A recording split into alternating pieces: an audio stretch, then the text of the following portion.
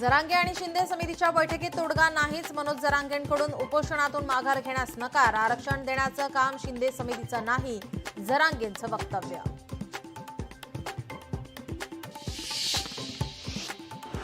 आरक्षण देण्याचं काम शिंदे समितीचं नाही.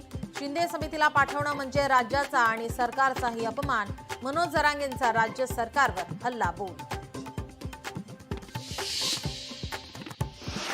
आरक्षणाचा GR काढल्याशिवाय आंदोलन सोडणार नाही. जरांगेंचा निर्धार. तर आम्हाला 6 महिन्यांचा वेळ लागणार, शिंदे समितीचं उत्तर.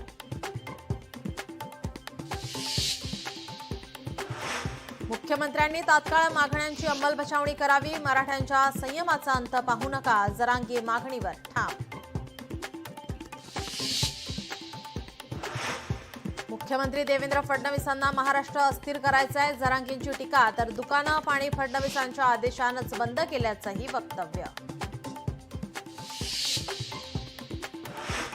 जरांगे परत का आले याचं उत्तर शिंदेच देऊ शकतात. आंदोलनाबाबत राज ठाकरेंचं सूचक वक्तव्य. नवी मुंबईला जाऊन प्रश्न सोडवला होता, मग आंदोलक परत का आले? शिंदेंनाच विचारा, राज ठाकरेंचं वक्तव्य. घटनेमध्ये बदल केला तरच मराठा आरक्षणाचा प्रश्न सुटू शकतो. शरद पवारांचं मोठं वक्तव्य. तामिळनाडूत 72% आरक्षण दिलं जाऊ शकतं, तर घटनेत बदलही करता येऊ शकतो, पवारांचं विश्लेषण. आंदोलकांना सोयीसुविधा दिला नसल्याचा आरोप पालिकेने फेटाळलाय. 321 स्वच्छतागृह, 450 सफाई कर्मचाऱ्यांसह रुग्णवाहिका तैनात केल्याची पालिकेची माहिती. आझाद मैदान परिसरात लाईट्सही लावले.